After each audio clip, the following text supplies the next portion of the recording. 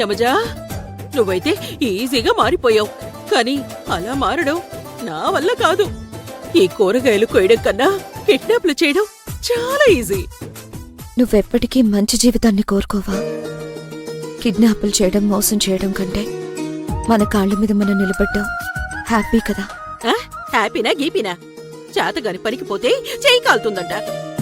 ఓ డబ్బేదో ఇచ్చేయి, నే వెళ్ళి హ్యాపీగా సెటిల్ అయిపోతాను. తర్వాత నీకు కూడా కనిపించను. డబ్బులివ్వడం పెద్ద పని కాదు.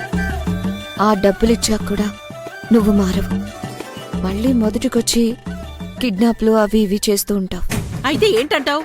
నేను మారానని తెలిసాక గానీ డబ్బులు ఇవ్వవా? ముందు నీ కూతుర్ని రాని.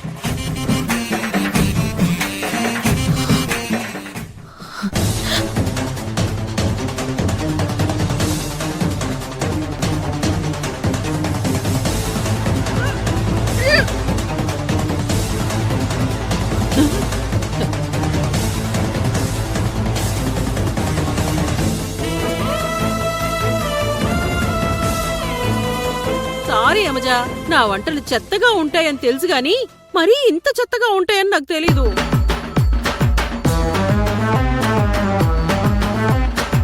నువ్వు వంటకు ముందే వాంతి చేసుకుంటున్నావు.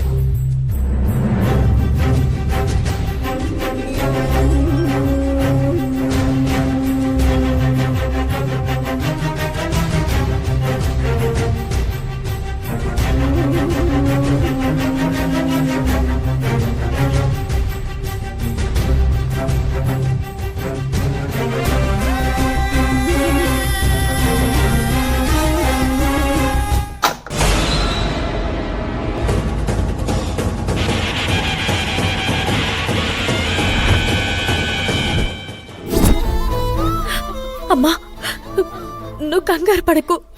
యమజ ఎక్కడికెళ్ళిందో తెలుసుకుందాం. తనకసలు విషయం మెల్లగా చెప్దాం.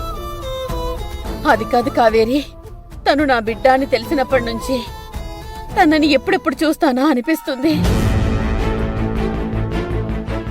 ఒక్కసారి యమజకి ఫోన్ చేయి, తనెక్కడుందో తెలుసుకో. సరే అమ్మా.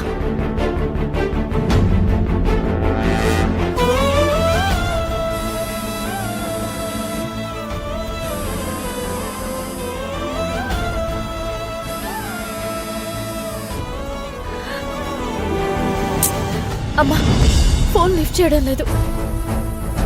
మళ్ళీ చేయి బిడ్డా. రండి డాక్టర్ గారు, రండి. మా అమ్మాయికి ఏమైందో చూడండి ఒకసారి. ఓకే.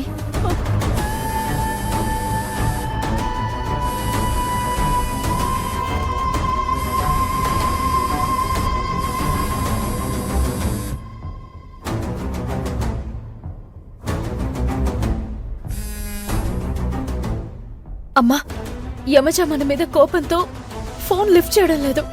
బిడ్డా, అలాగే ఫోన్ చేయి. తనెప్పుడు మీ అక్కతోనే ఉంటుంది కదా. సరే అమ్మా.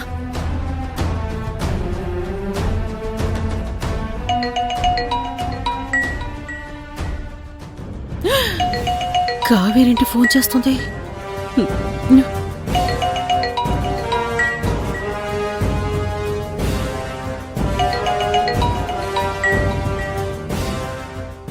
హలో, అలా ఎక్కడున్నారు? నేను చెప్పను. అదేంటి? ఎవరైనా ఫోన్ చేసి ఎలా ఉన్నారు అని అడుగుతారు. నువ్వేమో ఎక్కడున్నారు అని అడుగుతున్నావు. అంటే మైసమ్మని పంపించి మా పని పట్టడానికే కదా. అందుకే నేను చెప్పను. కాదు, అలా నేను యమజతో మాట్లాడాలి. ఒక్కసారి ఫోన్ ఇవ్వు. అమ్మా, ఆశ దోశ అప్పడమడా. నువ్వు అడగగానే ఇచ్చేస్తారే ఏంటి? పిచ్చి వేషాలు వేయకు. మర్యాదగా యమజకి ఫోన్ ఇవ్వు. ఇదిగో, మా బతికేదో మేము బతుకుతున్నాం. మమ్మల్ని వదిలేసాయి. మేము మీ మీద ఏ ప్లాన్లు స్కెచ్లు వేయట్లేదు. చూడు, నేను నిన్ను గాని యమజని కాని ఏం చేయను. నేను తనతో అర్జెంటుగా మాట్లాడాలి. ప్లీజ్, దయచేసి మీరున్న అడ్రస్ చెప్పు. సరే చెప్తాను గాని నువ్వొక్కదానివే రావాలి. పోలీసులకు చెప్పకూడదు.